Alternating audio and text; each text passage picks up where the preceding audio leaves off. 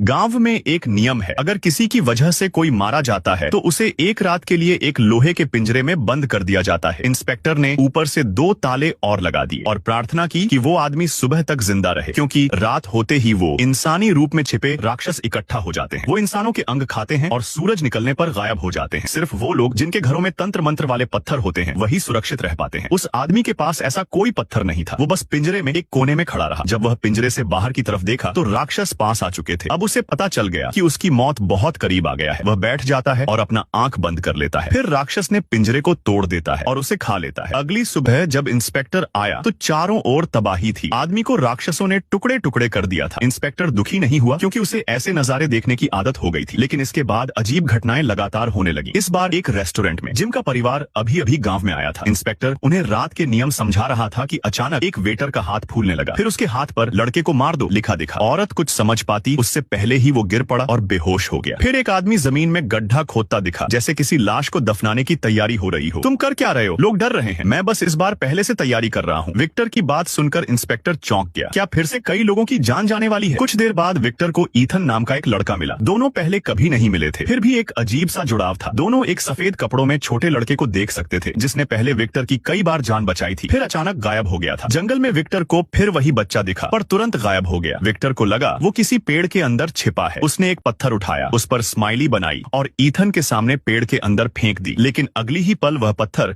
आसमान से गिरकर वापस आ गया। विक्टर ने कहा कि ऐसे पेड़ बहुत हैं, लेकिन ये पेड़ उसने पहले कभी नहीं देखा। तभी विक्टर को सिर में तेज दर्द हुआ। कुछ बुरा होने का एहसास हुआ। उसी वक्त जिम और उसकी पत्नी को पता चला कि उनका बेटा गायब है। वो दोनों उसे ढूंढने जंगल पहुंचे, लेकिन वहां उन्हें जंगली कुत्तों ने घेर लिया। तभी गोली चलती है। विक्टर और ईथन आ चुके थे। बेटे को सही सलामत देखकर दोनों राहत की सांस लेते हैं, पर उन्हें पता नहीं कि असली खतरा अब उनके बेटे के पास आ रहा है। घर लौटकर वो आराम नहीं करते, बल्कि गांव छोड़ने की योजना बनाते हैं। उन्होंने दीवार पर सारे सवाल लिख दिए, लेकिन अब तक उन्हें यह नहीं समझ आ रहा कि वे यहाँ क्यों हैं। उधर वेटर अब ठीक हो चुका था। डर के कारण उसने डॉक्टर को सच नहीं बताया। सारा नाम की वह वेटर चुपचाप एक मरीज के पास गई और उसकी गर्दन में चाकू घोंप दिया। फिर बड़बड़ाने लगी, जैसे किसी राक्षस से सौदा कर रही हो। थोड़ी देर में नर्स आई। उसने लाश देखी और डर कर भाग गई, लेकिन मुड़ते ही देखा कि दरवाजा खुला है और वो राक्षस अंदर आ चुके हैं। अगले दिन डिप्टी इंस्पेक्टर टीम लेकर पहुंचा। जमीन पर तंत्र पत्थर गिरा था। घर में सिर्फ मरीजों के टुकड़े बचे थे। नर्स भी मारी जा चुकी थी, पर किसी ने सोचा भी नहीं था कि ये सब करने वाला कोई आउटसाइडर नहीं, बल्कि अपना ही इंसान है। सारा अब डॉक्टर के घर पहुंच चुकी थी। उसे मारकर वो राक्षसों से किया सौदा पूरा करना चाहती थी, ताकि इस डरावनी जगह से निकल सके। उसे नहीं पता था कि राक्षसों के लिए वो भी सिर्फ एक मोहरा थी।